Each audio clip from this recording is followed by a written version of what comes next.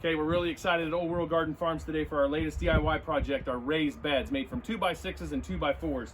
You know, last year we introduced the 2x4 bucket planter, held 4 5-gallon buckets. It was a big success. We had a lot of plans downloaded, and we had our own garden here with it. We grew tomatillas and tomatoes and peppers. Just a really great way to grow.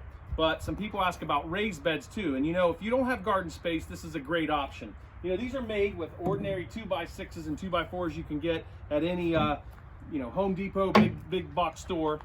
These are 16.5 inches high on the inside, made with 3 2x6 rings, and then the 2x4 top. It just gives a really nice aesthetic look, and filled with a deep amount of soil, which is really what you want when you're growing things to grow well with deep roots. We have over here, we got some rough sawn 2x6s from a local sawmill. You can do that, it's another option.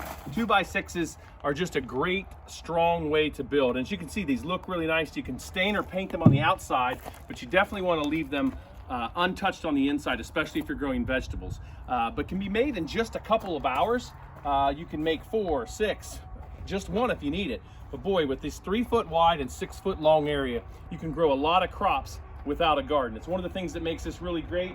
You could use it in conjunction with the bucket planters and make yourself quite a patio garden, no matter where you live, and grow your own food. So we're really excited about these. Very low cost way. You can build these in just a couple of hours. Just a great garden project for the winter or early spring before growing season comes around, so you're ready to hit the ground running.